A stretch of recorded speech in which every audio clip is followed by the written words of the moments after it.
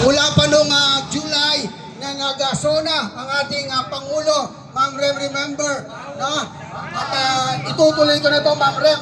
Remember, sa lahat po ng mga nagiginig dyan, sabi po ng ating Presidente, ano sabi niya? Kung natatandaan nyo, mahiya naman kayo, sabi niya. Pero, ito po ang sagot ko. Sana po may camera dyan na nakatutok sa akin. Iparating ninyo ito sa ating Presidente ng Pilipinas. Mr. President, Mr. PBBM, itinagalang ko po ang inyong sinabi noong po zona ninyo na mahiya naman kayo.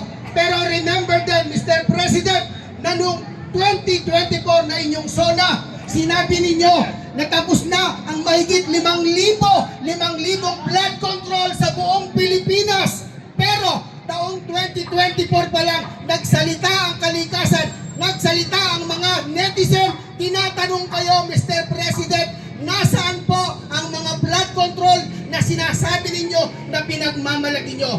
Hinintay nyo pa ang isang taon para ika nga magsalita kayo sa panibagong zona. Ano ang ibig kong sabihin?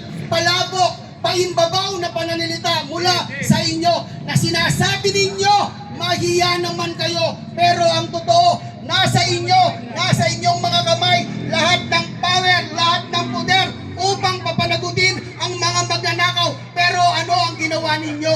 Ano ang ginawa nyo sa sambayan ng Pilipino? Mr. President, pinaikot-ikot po ninyo kami, mga kababayan, lalo na po dito sa lungsod ng Angeles. Alam ko po, meron po tayong kanya-kanyang opinyon pagdating po sa politika. Malamang dito may naniniwala po sa Pangulong Bongbong Marcos. Meron pa rin po ditong DDS, meron pa rin po ditong pinklawan na tinatawag. Pero iisa lamang po ang kulay natin ngayong araw na to.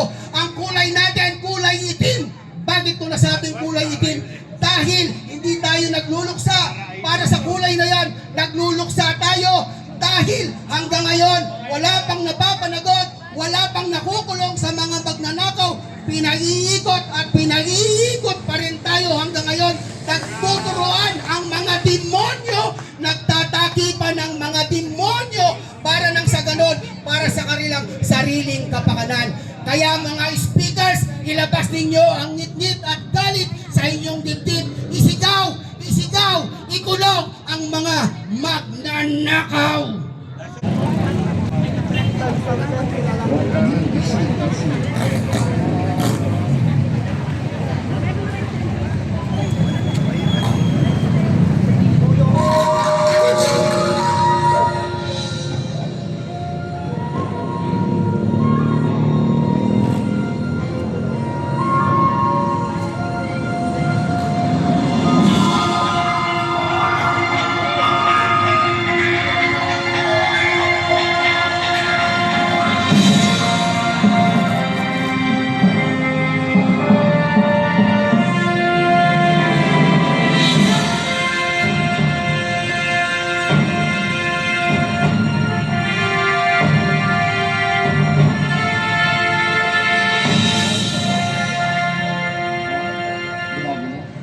Mga kababayan, ang pambansang awit ng Pilipinas.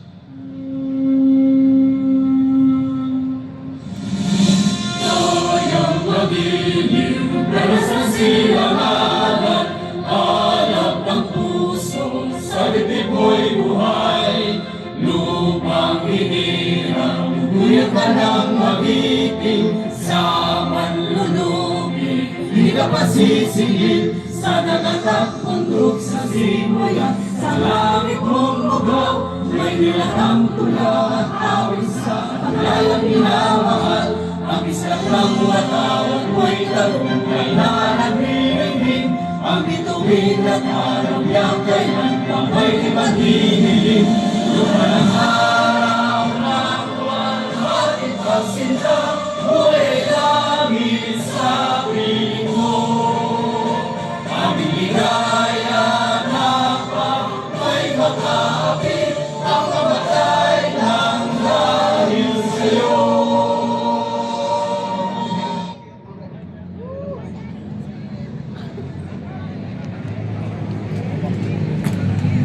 Para po bigyan tayo ng invocation, tawag po natin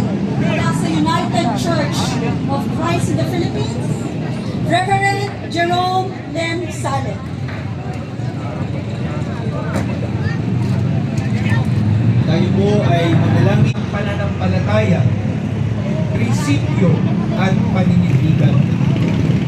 Pinag-isa po kami sa panahon.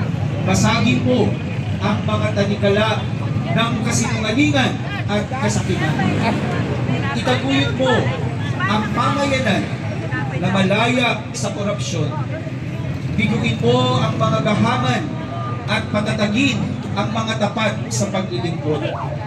Diyos ng kalayaan at bayan, naririto kami bilang iyong mga anak na isinasabang manindigan para sa katarungan at pananagutan.